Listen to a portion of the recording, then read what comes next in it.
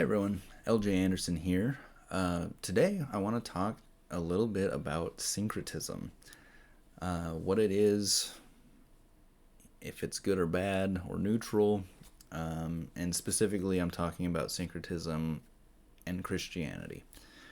So the reason why I wanted to talk about this is because I was reading a book titled Most Moved Mover by Clark Pinnock. It's a book that I'm reading for my PhD course on the Doctrine of God. And, it's an interesting book, but there's definitely some things that are problematic within it. And I do intend to do a review on this here soon, so we shall actually delve into that. But one of the things that was said is on page 72, I believe. Let me just verify real quick. Yes, 72. And basically, the argument, what he lays out, and it's basically a sentence, though the argument is more broad than the sentence, but the sentence basically says, not all syncretism is bad. I had a problem with that. That said, I believe we are using potentially different definitions of what syncretism is. So let's look into that a little bit and see, is syncretism good, bad, or neutral? Can it be good and bad? What is it? We'll have to look into that. Syncretism, what is it? Is basically the mixture of two things. Now, in Christianity, most would say that all syncretism is bad. We've seen it a fair amount where, there was a lot of early missionaries who would go overseas to, let's say, Africa, where there was witch doctors and stuff like that, and you would actually get this weird mixture of both Christianity plus some of the stuff the witch doctors were doing, or plus some of the Hindu ideas, or Hindi ideas,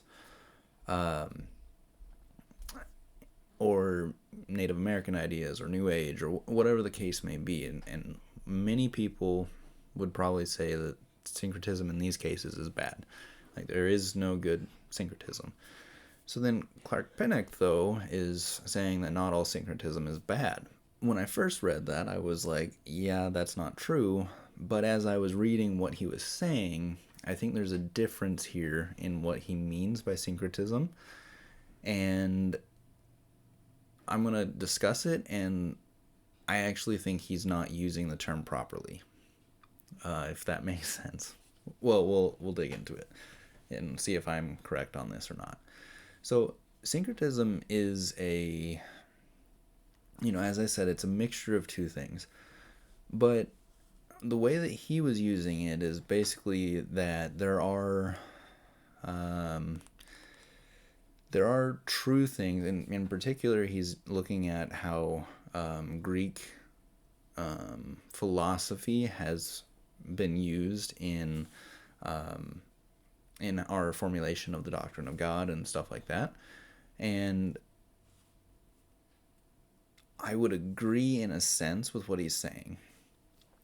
But let's actually look at the differences here. One, syncretism is a mixture of two things in Christianity that shouldn't be there. So you're taking something outside of Christianity and you're plugging it in.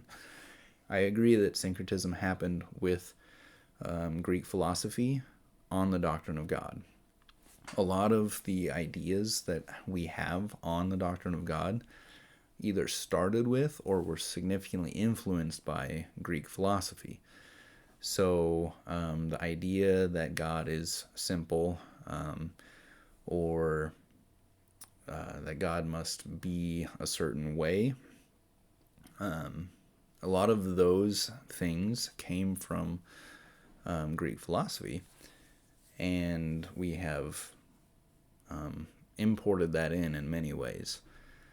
Now, that's not to say that we necessarily have to reject everything from Greek philosophy.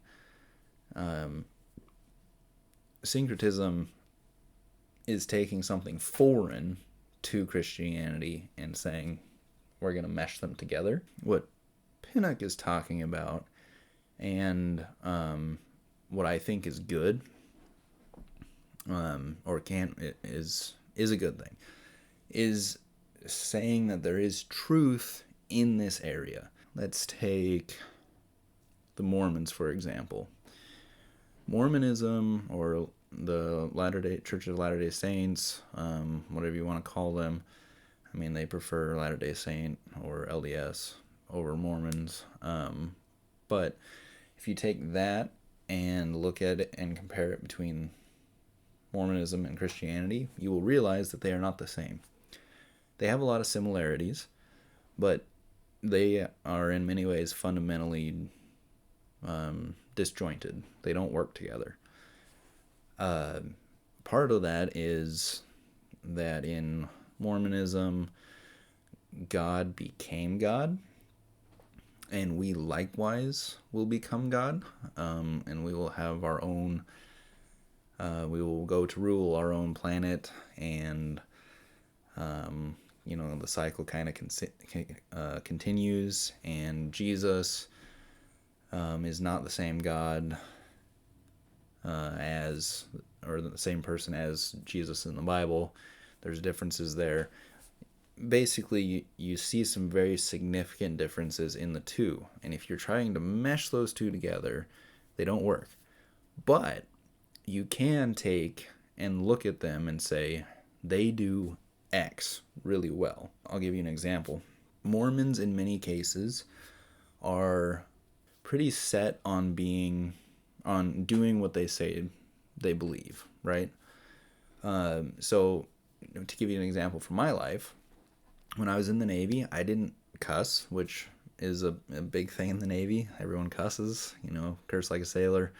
That whole idea is very much a real thing, and so to not cuss was a pretty big deal. Like, I stood out.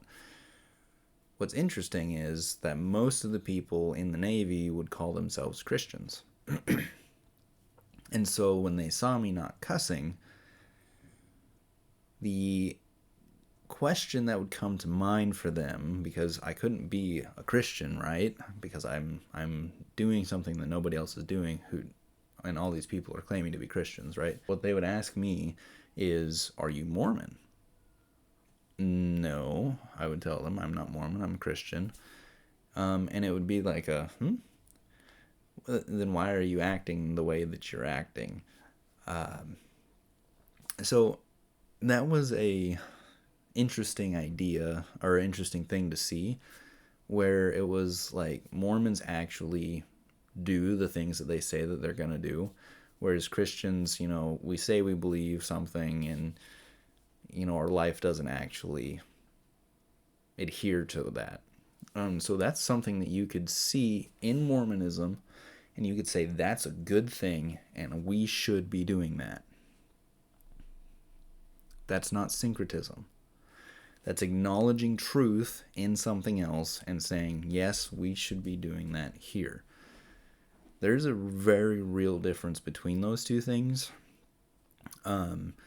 Syncretism is taking things that are in something that's not Christianity and pulling them out of their context and putting them into Christianity and saying, we're going to do this. And in many ways, it's like we're going to try to reach them by becoming more like them, using Scripture to argue that. But it doesn't work. Paul never became, a heathen in the sense that he mixed ideas together, but he did acknowledge that there was truth in what was being said. So his big example was the Greeks were very religious, and they had a god that literally was the unknown God, and they worshipped him because they didn't want to leave out a god and potentially have the wrath of that God come down upon them for not worshiping him. Which, if you're a polytheistic society, that is a smart thing to do. But in this case, what Paul is doing is he's saying, so this unknown God that you are trying to appease is Yahweh, the God of the Bible, or, the God of the Jews at the time, or the God of the Old Testament, or however you wanted to put that. He's saying that that is this God, and that this God came to earth in the, he put on flesh, and he died in our place and was raised again to life. Jesus was the Son of God who came down. That's not syncretism. That's acknowledging something that a culture has done or a religion has done and saying that actually applies to Christianity. Very different things here. So I would argue that syncretism is always bad,